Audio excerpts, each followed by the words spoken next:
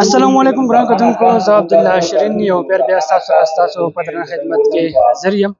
مشاعره ده او د کتاب مخکتنه په څه حواله سره زما سره اوسئ. دا وخت زه په یوریشن سکول انټرنیشنل ایجوکیشن سیسټم کانجو کې موجود یم. دا پروګرام تقریب تاسو کتلی شئ چې په ګڼ شمېر تعداد نوجوانان مشران راغونډ شوي دي. د کتاب مخکتنه ده. راځئ دا تقریب تاسو سره شریک کوم.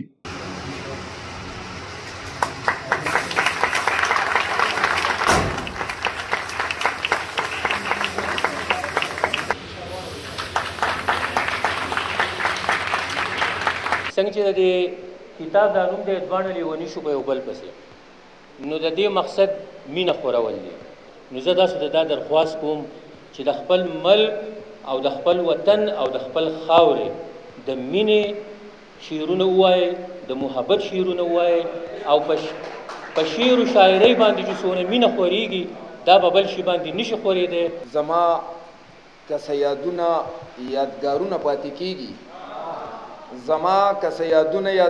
پاتې کېږي، نو دا به زما فن، زما شعرونه پاتې کېږي، او د چا نه که ماڼۍ او جاګیرونه پاتې کېږي، او زما نه به میراث کې کتابونه پاتې کېږي.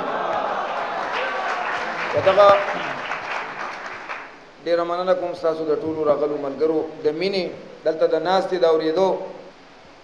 سوز دې کو او ساز دې کو، نغمه دې کو، رباب دې کو، سوز دے کو او ساز دے کو، نغمه دے کو، رباب دے کو، دواړه ونشو په یو بل پسې کتاب دے کو. او فکر چې اکاسا خپل تصویر دے کو، نایاب دے کو، فکر چې اکاسا خپل تصویر دے کو، نایاب دے کو، دواړه ونشو په یو بل پسې کتاب دې کو. یاره تا انځور کړو د خپل خیال د ابتدا تصویر، جوړ دې په هنر کو د رنګونو او ښکلا تصویر، را دې وړو ژوندون له په تیارو کې د رڼا تصویر، دا تصویر دے یارا ستا د فن د ابتدا تصویر. نو پورته د پښتو د ناوې مخننن نقاب دې کو، پورته د پښتو د ناوې مخننن نقاب دې کو، دواړه ونشو په یو بل پسې کتاب دې کو. سوز دې کو او ساز دې کو، نغمه دې کو، رباب دې کو، دواړه ونشو په یو بل پسې کتاب دې کو. شاعران چې هغه زمونږه د دې معاشرې یو اساسه ده، دې ټولو ته زه هرکلی وایم د زړه د تله. او شاعران نه یو، خو تاسو ته به زه د شاعرۍ افادیت، تاریخ په دې باندې یو څو خپلې انپړې خبرې وکړم. ادب یو داسې شی دی چې دا زمونږ د زندګۍ سره بالکل لړلی دی، زمونږ د زندګۍ یو اهم جز دی، اهمه حصه ده. او تاریخ چې مونږ وګورو، نو په تاریخ کې چې د ادب کوم جهاد دی، نو د هغې مثال مونږه په بل څه باندې نشو بدلولی. شاعر یو داسې ځلیدونکی ستوری دی په معاشره کې، او دا داسې یو خداداد صلاحیت دی، دا داسې د الله تعالی طرف نه یو داسې اهمه تحفه ده چې دا هر چا ته نصیب کېږي هم ده چې زه م هغه شانتې الفاظو له کړۍ جوړې کړم، هغه الفاظو لارونه زه وپایم، او هغه په یو ښکلا کې دلته کې چې کوم دی خلکو ته هغه ور پیش کړم، بیان یې کړم. شعر او نثر په شعر کې داسې زوروره خبره، داسې یو خطرناکه خبره چې کله په شعر کې ته چا ته ورمخ کېږي که نه، نو خلک یې ډېر په غور او ډېر په خندا پیشانۍ باندې اوري. او په نثر کې چې کله خبره ته کېږي نه، نو هغې نه خلک جنګ جوړوي، زیات داسې هر مې یو پروګرام کتو پرون چېرته په اسلام آباد کې سیمینار شوی هغو اعداد شمار پیش کول چې صرف په پښتونخوا کې 47 لاک واړه د سکولونه بهر دي سکولونه کم دي سټاف نشته نو دغه شان په تعلیم کې په نورو مرحلو کې په نورو ادارو کې هم موږ د دې سماج خدمت کولی شو د ټول ادب مینوالو ته او د ادب چې څو خبره کوي هغو ته دا درخواست دی چې هغه د ادب سره سره په سماجي سرګرمو کې هم بڑھ چڑھ کر حصہ والی نه سبا دا ضرورت دی د دې معاشرې ضرورت دی چې معاشره د دې جمود نه وځي او په مخه په منډه روانه شي نو په ټول عمل کې او په ټول معاشره کې به یو منډه شي یو حرکت پشي او تعمیر طرف ته به د خلکو سوچونه لاړ شي ادب او خاص کر د خپلې مورنۍ ژبې خدمت کول چې دي نو زما په خیال دا عبادت دی د خپلې مورنۍ ژبې خدمت کول او د دې لپاره کار کول دا د عبادت نه کم نه دي لہذا زما د طرف نه چې څونه هم ستاسو سره څه ټایم کوآپریشن وي هغې ته زه تیار یم څونه مرسته تاسو وایئ کم ځای کې تاسو څونه مرسته وایئ زه هغې ته بلکل انشاءالله تیار یم دوی به مونږ پسې رالو خبرې وکړه چې یاره داسې یو محفل دی نو ما زه خو په خپله باندې هم چونکې د انګلیش لیټریچر سټوډنټ پاتې یم خو بیا هم د ادب سره مې تعلق شته په هغې لیول باندې نو دې ته ما بلکل دا خو هم زمونږ فیلډ دی سکول خو وایي هم دغې ته چې مونږ ادب مخ په وړاندې بوځو نو انشاءالله زه تاسو له دا شورټي در کومه چې کله هم ستاسو داسې پروګرام وي نو زما له طرف نه به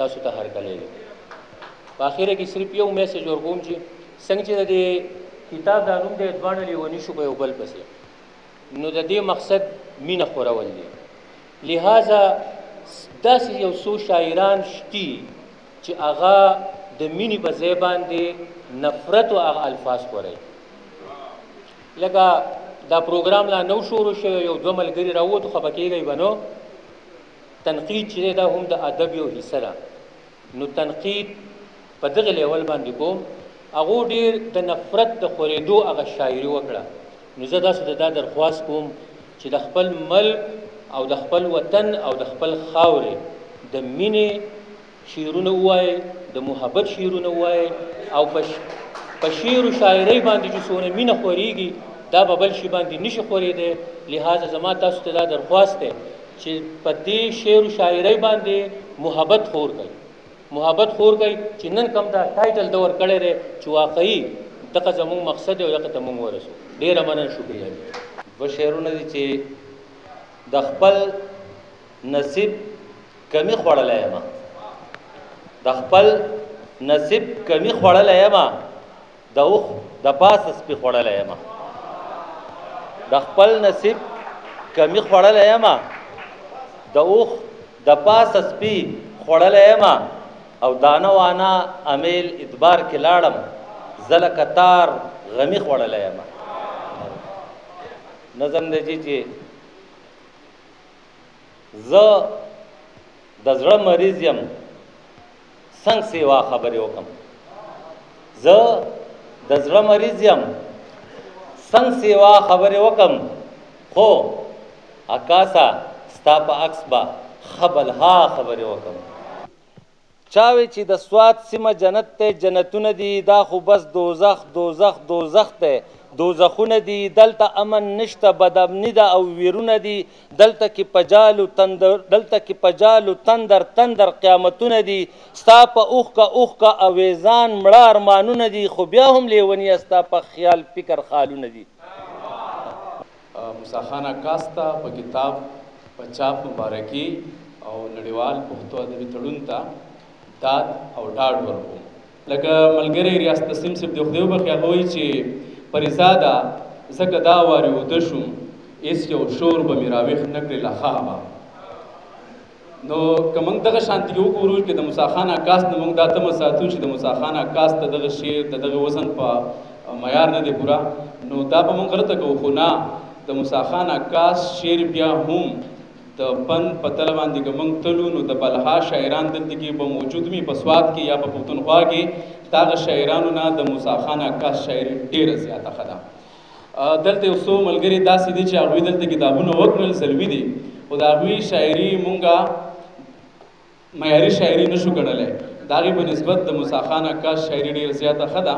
د دوی دا کوم نوم چې دی دواړه لیوني شو په یو بل پسې، دا هم ډېر ښه نامه ده، د یوې مصرۍ نه یې راغستلې ده.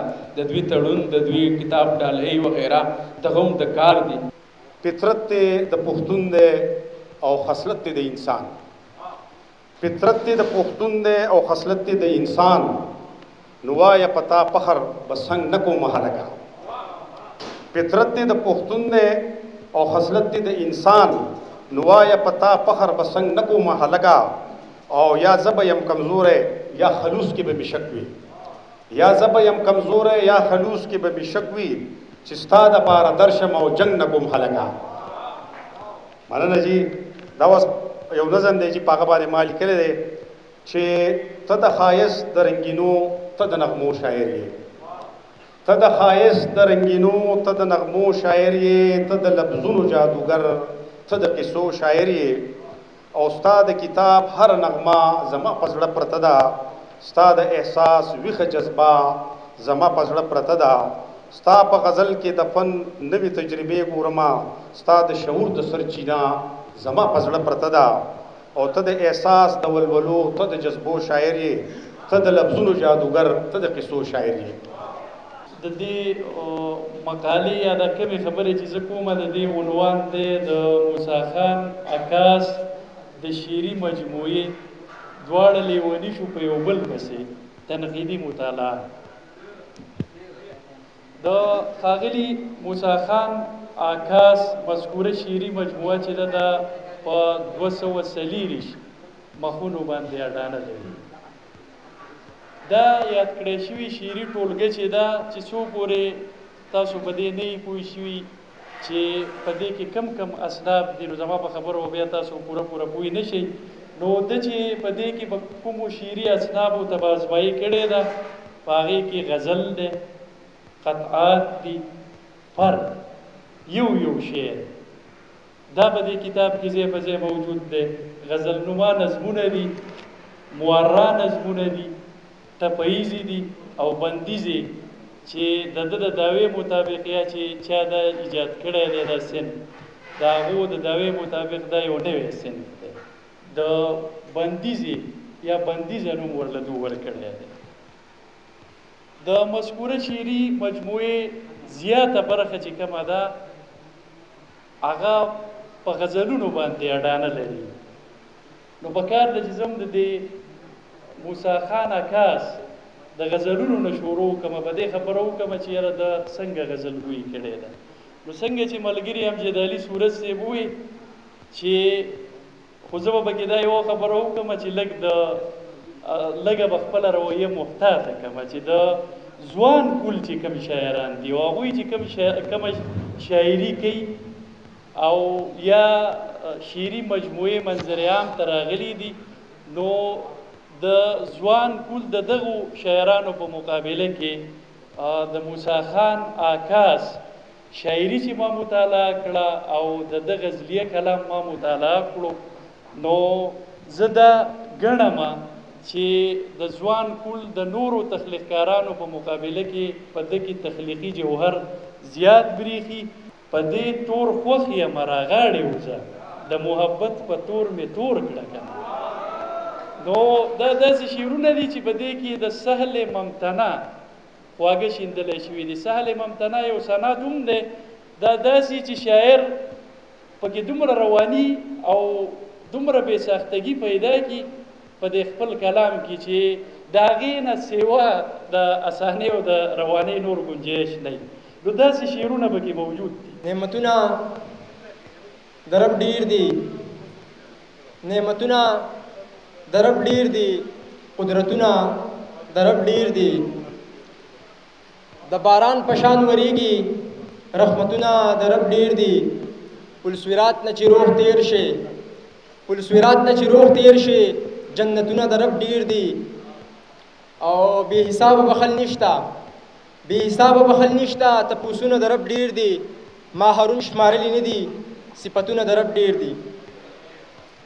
لکه ګلونه په فوټپات پراته دي، داسې مخونه په فوټپات پراته دي. ضرورت نشته د کعبې ته مزه، ټول ثوابونه په فوټپات پراته دي. ضرورت نشته د کعبې ته مزه، ټول ثوابونه په فوټپات پراته دي. د زرو قدر د زرګر سره وي، ګنې لالونه په فوټپات پراته دي. د زرو قدر د زرګر سره وي، ګنې لالونه په فوټپات پراته دي. خاکساره تا چې به د شعر جوړوو، هغه لفظونه په فوټپات پراته دي. ډېره مننه. د خدای راکړي مال نه داسې صدقه ورکوم، زما چې کومه جوړه وشلېږي هغه ورکوم. ما په کولر پورې ګیلاس په زنځیر کلک تړلی، دې بې ایمانه ایماندارو له اوبه ورکوم. مننه. د خدای راکړي مال نه داسې صدقه ورکوم، زما چې کومه جوړه وشلېږي هغه ورکوم. ما په کولر پورې ګیلاس په زنځیر کلک تړلی، دې بې ایمانه ایماندارو له اوبه ورکوم. په ښار کې وګرځه څوک چاله شاپر نه ورکوي، زه لیونی یم د ښار خلکو له زړه ورکوم.